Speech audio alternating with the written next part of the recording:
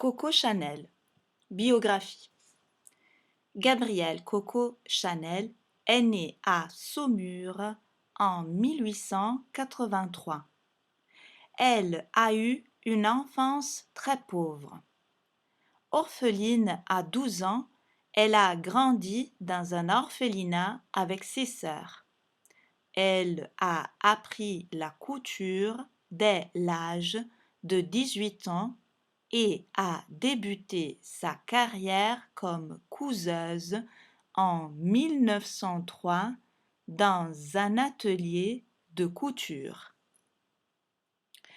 Dès 1907, attirée par la scène, Coco Chanel a fréquenté les cafés à Vichy où elle chantait Qui qu'a vu Coco sur le Trocadéro. Cette chanson explique son surnom Coco. À 25 ans, elle a rencontré Étienne Balson, qui était un riche gentleman. Son protecteur l'a accueillie chez lui et l'a amenée dans la vie mondaine de l'époque. Il lui a présenté Arthur Boy Capel, le grand amour de sa vie. Coco Chanel fréquentait les courses hippiques où elle observait une mode qu'elle voulait transformer. À cette époque, les dames devaient respecter des codes sociaux.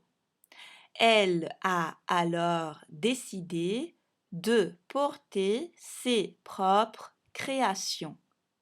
Elle s'est mise à confectionner des chapeaux et à développer un style plus sobre et élégant que celui de la mode de l'époque. Elle voulait libérer le corps de la femme. Son amant lui a prêté une somme d'argent pour ouvrir un salon de modiste.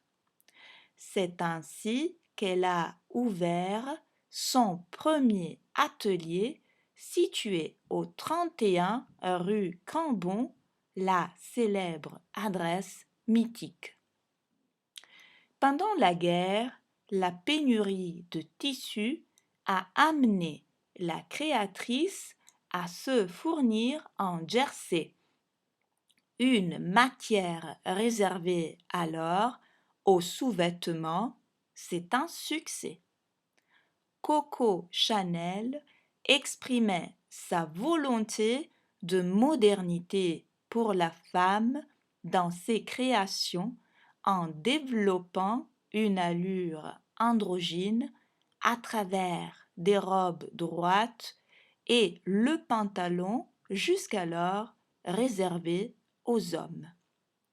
Son style était avant-gardiste. Après la guerre, son entreprise, devenue prospère, employait environ 300 ouvrières. Le succès était au rendez-vous, mais son amant, Boy Capel, décède en 1919. En 1921, Coco Chanel a acheté 2 nouveaux immeubles rue Cambon, à côté du siège de la maison. Elle est devenue la même année la première créatrice à lancer son propre parfum, le célèbre numéro 5 de Chanel. En 1926, Coco Chanel dessine la fameuse petite robe noire, couleur alors réservée au deuil. Inspirée par l'uniforme qu'elle portait étant jeune. Elle a toujours préféré la simplicité avec beaucoup d'accessoires. En 1945, à la Libération, Coco Chanel s'installe en Suisse. C'est seulement en 1954 qu'elle se décide à revenir à Paris pour reprendre ses activités. Elle a alors 71 ans. Gabrielle Chanel s'installe définitivement dans ses appartements de l'hôtel Ritz, devenu aujourd'hui la suite Coco Chanel.